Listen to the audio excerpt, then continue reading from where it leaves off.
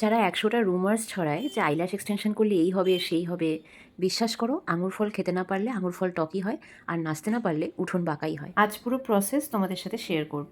ভয় লাগছে? একটু একটু ভয় লাগছে? কি মনে হচ্ছে? নার্ভাস ফিল হচ্ছে।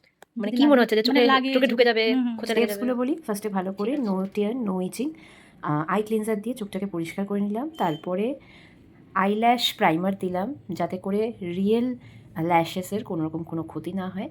তারপর চোখের নিচে আই প্যাচ লাগিয়ে দিলাম, সেটাকে সেট করে নিলাম।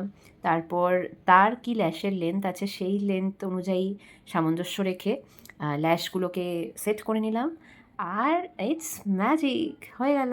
দেখে কঠিন মনে হলেও একবার শিখে গেলে জিনিসটা কিন্তু একদমই ইজি। শুধু চাই মনোযোগ আর আমার টিপস। কি চোখে খোঁচা খোঁচা লেগে গেছে? কানা হয়ে গেছো? লেগেছে? কি আমি কি টেনে ছিঁড়ে ফেলেছি তোমার ল্যাশ? তাহলে কি হয়েছে? মজা লাগছিল, ঘুম চলে এসেছিল, ঘুমিয়ে পড়েছিলাম। ভালো হয়েছে।